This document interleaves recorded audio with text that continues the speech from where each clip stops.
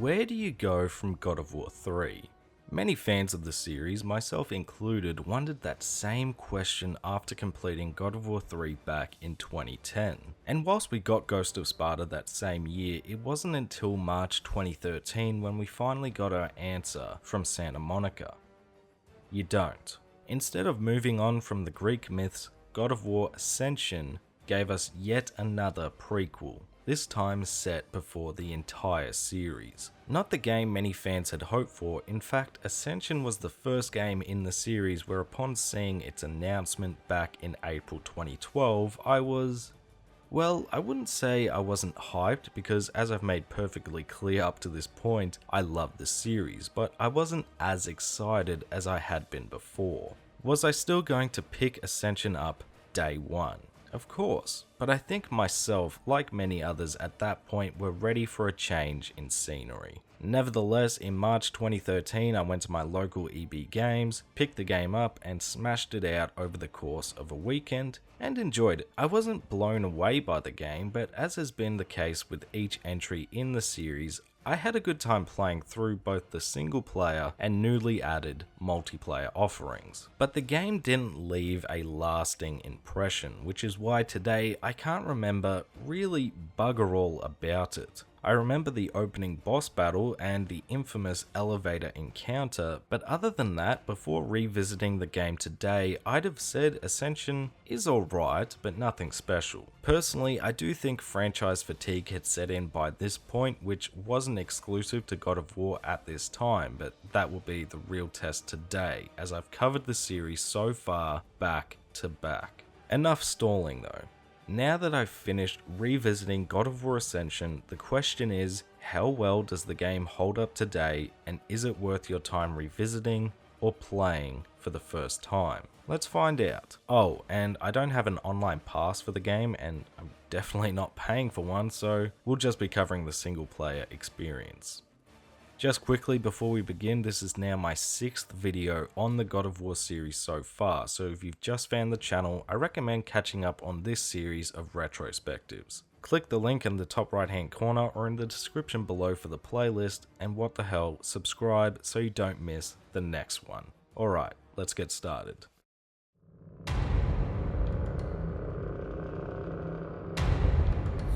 Ascension opens with a depiction of the war between the Primordials and the origins of the 3 Guardians of Honor, the Furies. The Furies were tasked with exacting punishment on betrayers or oath-breakers, the first of which was the Hecatoncheires Aeson, who broke his blood oath with Zeus. The Furies believe death is too kind a fate for one who breaks an oath to a god, and transforming the enormous Hecatoncheires into a prison to house all those who dare follow in his footsteps. The Furies would later encounter the god of war Ares, under whose ruthless guidance they would begin to form a plan to overtake Olympus. The only problem with this plan is they don't have the necessary forces, needing the perfect warrior to aid in their attack against the gods. The Queen of the Furies, Alecto, mates with Ares in the hopes of creating just that, but their son Orcus was not up to Ares' standards and subsequently disowns him. The Furies see worth in Orcus though, making him the keeper of oaths. We know who Ares ultimately chooses to be said warrior though, molding Kratos into a heartless killing machine, but oversteps when he forces Kratos to kill his family, resulting in Kratos breaking his oath to the god of war. Now, the plot itself goes back and forth between present day and the journey before Kratos was finally captured by the Furies, so to make this synopsis flow nice and smoothly, let's just go over the story in its correct order. Ares, furious over Kratos' betrayal, orders the Furies to capture him for breaking his oath, which sees the 3 sisters attempting to weaken the Ghost of Sparta's mind by casting illusions in order to mentally weaken and torture him. Alecto's son Orcus believes Kratos' punishment isn't justified and betrays the Furies, allying himself with Kratos and informing him that the key to his freedom from Ares can be found in Delphi with the oracle Aletheia.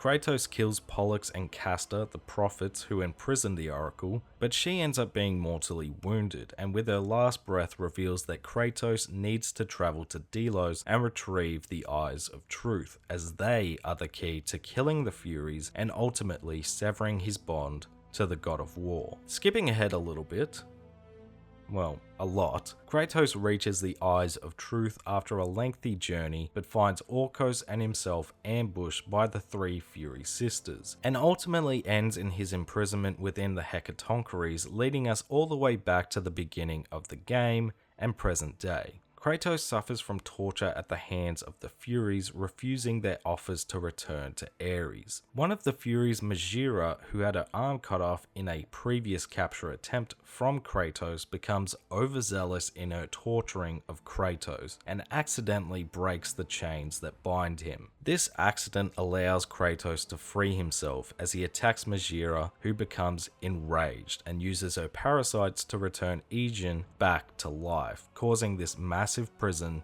to attack. Kratos manages to evade the behemoth's attacks and after some chase slay Majira in the process. Kratos encounters the remaining Furies who through illusions try to lure him back to Ares by seducing him in the form of his wife and child. Kratos comes to, realizing this to be an illusion and not reality, and after an intense battle manages to kill both remaining Furies, breaking Persephone's neck and stabbing Alecto to death. Kratos returns to his home in Sparta where Orcos meets him and reveals that before the Furies' deaths, they once again made him Kratos' Oathkeeper, and the only way to remove both Kratos and Orcos' bonds to Ares is for Kratos to kill Orcos. Kratos begrudgingly agrees and drives a blade through Orcos, finally severing his bond to Ares, but taking on those nightmarish visions that would haunt him for the rest of the series, which were previously masked through this bond. Ascension ends with Kratos burning down his home in Sparta along with Orcos' body, and that is the story of God of War, Ascension. I think an element I've neglected to touch on in regards to the other prequel tales is, well, is this a story that needed to be told? Personally, more information is always appreciated, but I bring this point up because Ascension isn't what I'd describe as need-to-know story inclusions. I mean, we know you can't just break an oath to a god and suffer no repercussions, but what else does this story add? Whilst I do have my problems with the story, I still really enjoyed experiencing what was on offer here. Probably my favourite element about Ascension's story is those illusions. Don't get me wrong, they are incredibly obvious that that's what they are, and whilst I was never like, what?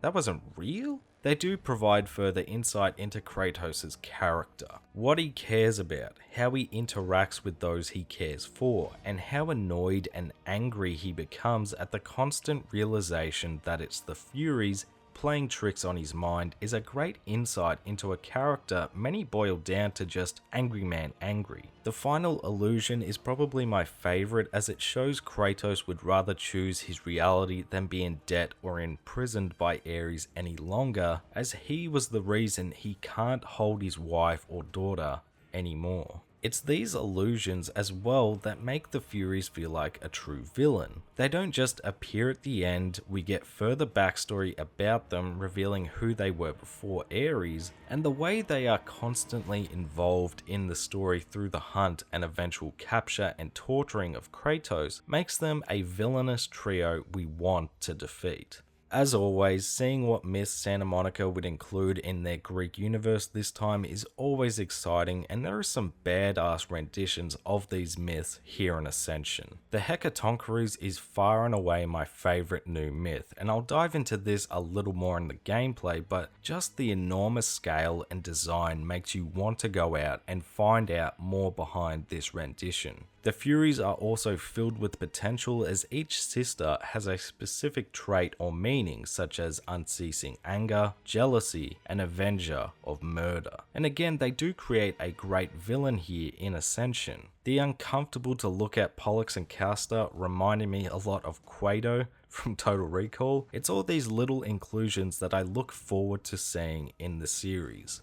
As I said though, the story does have its share of problems, and possibly the biggest one is how the story is told. If you're going to have this back and forth storytelling, usually you want to build up to some sort of twist, but instead what Ascension does with this method is remove the feeling of tension or surprise. You know you don't kill any of the Furies in the past because we've seen them in the present. We know we don't accomplish our goal because we're stuck in prison in the present. When your story revolves around the Furies hunting you, I don't want to know I fail at some point because then all I'm waiting for is how did it happen, which is relatively anticlimactic. I would have preferred they either begin the story as they do with Kratos in chains and then breaking free and go on a journey to pursue a way to kill the Furies, or begin the story whilst the Furies are pursuing Kratos, but as it is, it just feels like they wanted to begin the game with a massive set piece and then begin telling the story, because you don't have any of your elemental powers in the beginning, and yet when you go back to the present,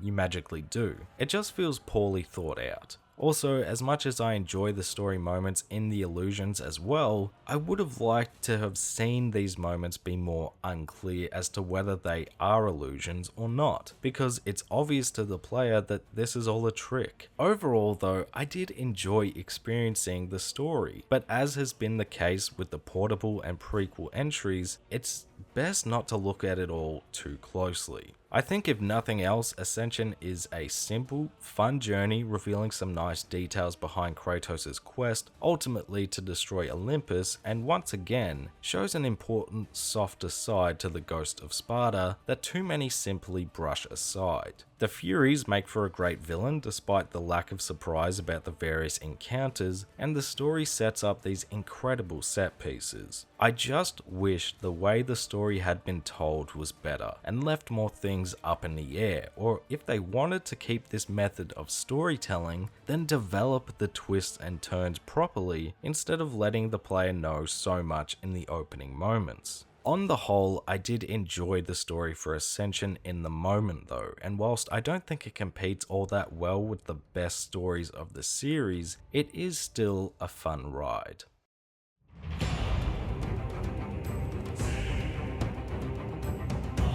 The gameplay for God of War Ascension is an interesting one because it feels like Santa Monica knew by this point fatigue with the gameplay formula would be setting in, and whilst they wanted to mix it up, they also didn't, or at least that's how it feels playing the game. It feels like they wanted to keep the core of God of War's gameplay intact, but try adding or changing some things around to make it feel fresh, and at least personally, Ascension's gameplay mechanics took me a little bit to get used to after my brain had become so hardwired with the tried and true formula. So somehow, Ascension does feel like a fresh experience whilst not changing all that much, which is impressive.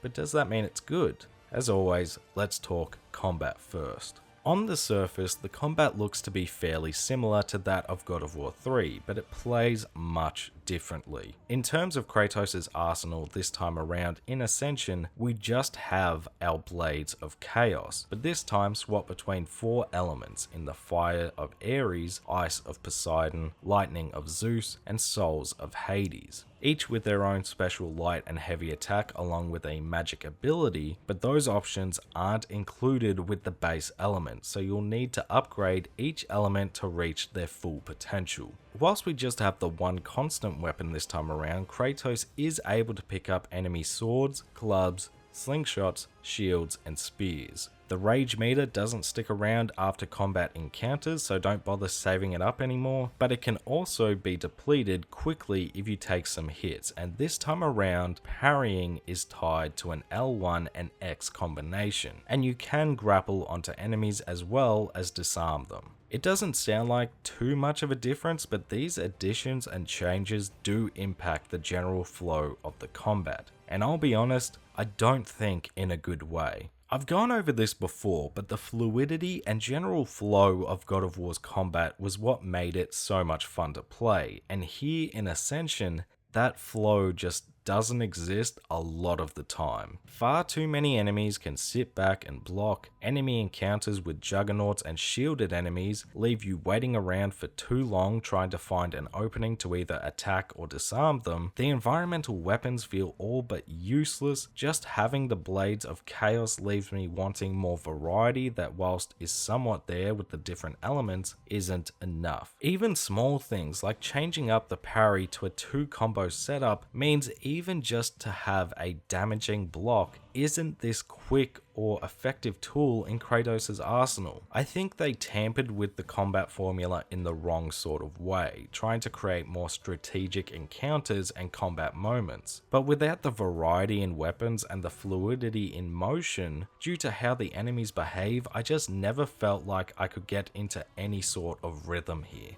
That's not to say I didn't enjoy the combat at all this time around, because as always, when it does all come together, it still feels great. Not to mention, most of these criticisms I've just listed were from looking back on my playtime rather than what I felt in the moment. I enjoyed using the different elements and unlocking more magic and stronger combinations. The Souls of Hades in particular feel incredibly powerful, along with Lightning of Zeus feeling like a great stunning ability that allows Kratos more time to flow between attacks. I also enjoyed the change to the QuickTime events, as they have a more up close and gritty look, whilst dodging returning attacks only to finish enemies off with a good old brain transplant or simply splitting them in two. You can also now see when enemies can be grabbed and when they'll be executed, allowing the player to know when they can utilize the enemy as a weapon or when they're out for the count. Leveling up your arsenal is a little more complicated a question this time around in a good way, given the elements need to reach max rank to unlock their magic attack, but you get a damage increase per level with the blades. The change to the rage meter, whilst at times frustrating as one hit will knock the meter down, is still a welcome addition, forcing me to use the ability far more in combat, and depending on the element, you get different rage powers. There is still enjoyment to be had here with Ascension's combat, but this is nowhere near the series' best, especially considering it's clear Santa Monica were attempting to halt that feeling of franchise fatigue. And yet the blades are the only viable weapon on offer. You won't unlock each element's full potential until closer to the end of the game, which is this game's only source of variety, and most importantly, certain enemy encounters simply remove any semblance of flow or rhythm about the combat. On the nitpickier side as well, the camera can be far too zoomed out in a few instances, making combat even harder to pull off because, well, I can't really see what I'm doing, or even where I am. The default brightness is well and truly too dark, which again, let me see what's going on. And the frame rate, whilst this is mainly applicable to the cutscenes, can dip in combat as well, which is a series first, at least from what I've experienced while revisiting the series today. So the combat is a mixed bag to say the least, but how do the boss fights stack up this time around? On the whole, they're pretty good, but they do repeat a few fights which I'm personally not a fan of. As always, Ascension begins with a boss battle coming up against the behemoth Hecatoncheires Aesion. The first phase consists of Kratos battling one of the infected Hecatoncheires' arms, which reminds me a lot of the fight in God of War 3 against the Hippocampi. As has been the case with each first boss, this is more so a battle to flush out the cobwebs or teach players what to expect, so don't expect the most challenging fight, but there's a lot to like here. What I especially enjoyed about this first phase was that it revolves around the environment. Since the Hecatoncheires is a living prison, he moves around quite a lot, again, much like Gaia did in 3. So you'll be constantly moving, even have an arena that involves Kratos hiding from the monster's swipes, which although out of character, mixes this boss up from the rest. Sometime later we re-encounter the monster, this time feeling like the Colossus of Rhodes, as you have a wider arena, enemies to look out for, and dodging this massive creature's attacks. After this encounter we finally slay this hideous creature, Majira attacks and then swiftly retreats and then infects Aesion's head, which begins the final phase. This part of the phase has so much potential, but unfortunately the camera is too far off, you're on a time limit, and the enemies do not give you a second to breathe, followed by a back and forth battle with Kratos, the head, and another hand monster, which then leads to a badass hijacking on the hand to ultimately slay the Hecatoncheires. Overall, the Hecatoncheires is a good tutorial fight that at times favors spectacle over gameplay. Yes, it reminds me of other battles in the past, but it still feels great to slay such massive beasts, teaches the player many mechanics we'll need for later. The Hecatoncheires always feels like a present threat throughout the opening, and if they just improve some aspects of the initial head battle, I'd have a hard time faulting this fight. Next is the battle against the Manticore, which does feel a bit like a standard enemy, like a battle against a Cerberus. It can be quite tricky, don't get me wrong, as his ground attacks are quick and the Manticore mixes up its attacks really well. It's a solid fight, but doesn't warrant a second encounter. And yet it does later in the game, just without the ability to fly from the get-go. Not bad, but I don't get that feeling of slaying a boss like the rest of the, well, bosses. After this though, we come up against Pollux and Castor, and this is one of the series' best battles. The battle begins with a platforming challenge, which whilst not too difficult is a good mix-up from the rest, which I appreciate, but once we tackle the twins one-on-one, the fight truly begins. The twins have a wealth of attacks both up close and range based that are well telegraphed to boot, which makes for a great chess match of dodging, parrying, and finding openings to attack. As the fight progresses, they'll begin destroying the arena, leading to the player needing to make quick decisions, which is easier said than done, as you can also be caught in a time warp that slows Kratos down. The twins will then retreat to the top of the pillars, which is simple enough to get them down, but once they return, they'll now begin to teleport, making the fight even more so engaging, and giving us more to think about. This all leads to a strange first-person view where we end up knocking out Castor and go head-to-head with Pollux, who is the one with the telekinetic powers, and this phase is tough, as Pollux will send out projectiles, hits the ground with so much more force, uses more time-slowing AoEs, and removes chunks of the arena.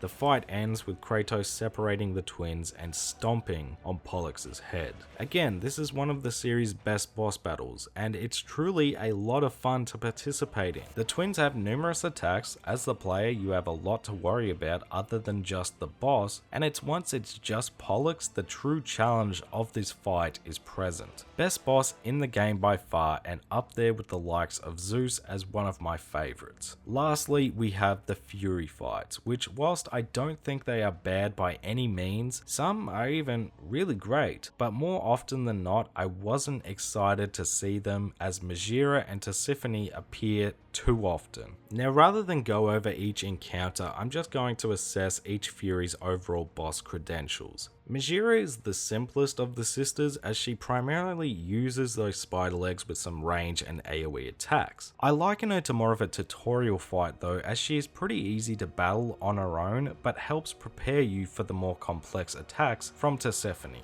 Tisiphone is a much quicker opponent. She covers ground quickly, has numerous attacks mainly of the sorcery variety, and she can take away that health bar quite quickly as well. You rarely get a battle with just Tisiphone though, and she acts more often than not like a supporting boss, making Megaera invincible for example, but when the sisters team up does make for a more engaging battle, as there is a lot going on all at once. Lastly is the Fury Queen Alecto, which if nothing else is an incredible, and I mean incredible, set piece as she transforms into this intimidating giant sea monster. This battle isn't the most challenging once again and involves many aspects we've seen before, like destroying some tentacles attacking the ship, or Alecto's full form feeling like the Hydra from God of War 2, just without the puzzle aspect. Her attacks are simple enough to dodge. Tisiphone tries to help by using the attacks we've grown accustomed to by this point, and ultimately we slay both sisters. Now overall, the Furies do have enjoyable battles, with the battle against Majira and Tisiphone probably being my favourite in regards to the boss fight, but the battle against Alecto being just a great set piece to end the game on. But they appear too often to a point where if they aren't changing up their attacks, well, it just feels repetitive as well as offering no real surprise.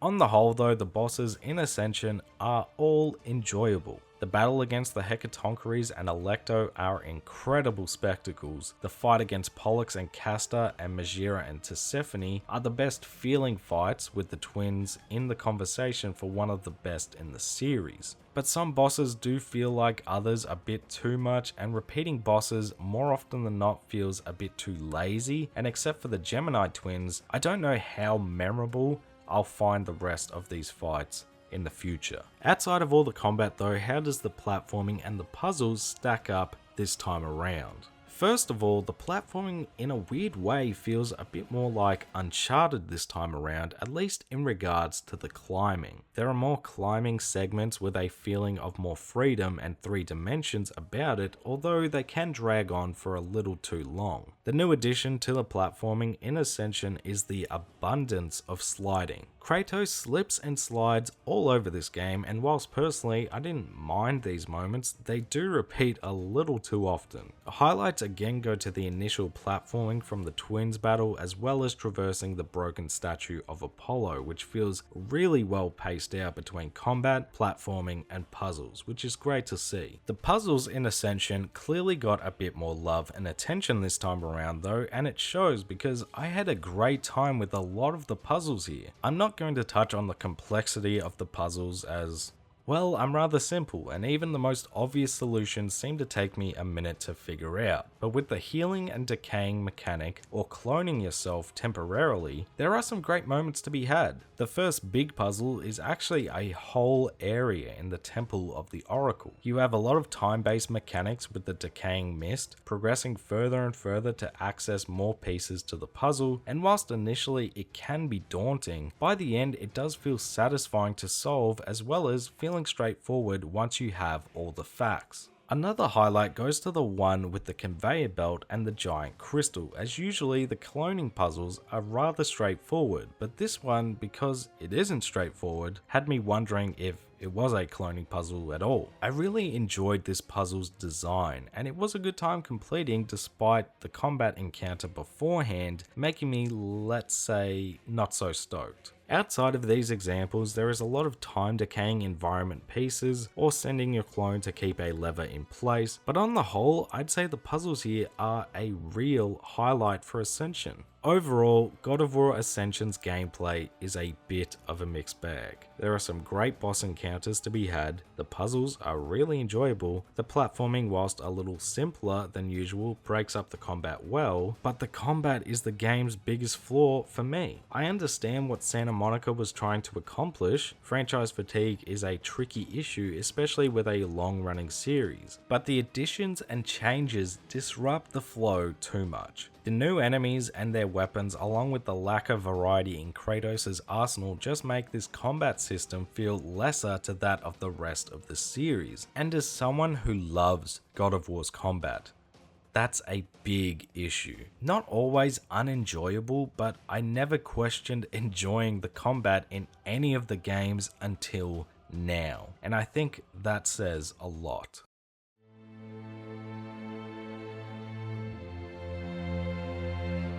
So, was God of War Ascension worth remembering? On the whole, I'd have to say no. Which does suck because my mindset going into the game was that Ascension was possibly an underrated experience in this series. But that just wasn't the case, and probably why I may have sounded a bit negative over the course of this video. That's not to say I didn't enjoy revisiting Ascension, because there are definitely some aspects I did enjoy. I always enjoy seeing a softer side to Kratos, which the story provided. Boss fights like Pollux and Castor or the Hecatoncheires and Alecto are a lot of fun to participate in. The puzzles were great fun, and the platforming, whilst dumbed down in certain aspects, broke up the combat well. My biggest issue with Ascension is the combat though, as it just lacks two very important pillars in flow and variety. I still enjoyed myself, but the more I reflect, the more I question, well, how? Ascension is far from a bad game, but in the battle to combat franchise fatigue, they simply just didn't succeed, at least in the single player portion. As disappointing as I was with Ascension though, if nothing else, I believe I am finally in the right mindset to re-tackle God of War 2018 because I'm in need of a reboot now, myself. Thank you all so much for watching. Whilst I may not have had the best time revisiting God of War Ascension, I hope at least you enjoyed revisiting the game with me. If you enjoyed the video, make sure to leave it a like because it helps let me know that you enjoyed yourself. Comment below your thoughts on God of War Ascension or the series in general, as well as any suggestions for games you want to see covered in the future. If you're new to the channel, make sure to subscribe as we just have one more game to go in the God of War series now. Go give my socials a follow if you fancy at MayorHairBear, and I'll catch you all in the next video.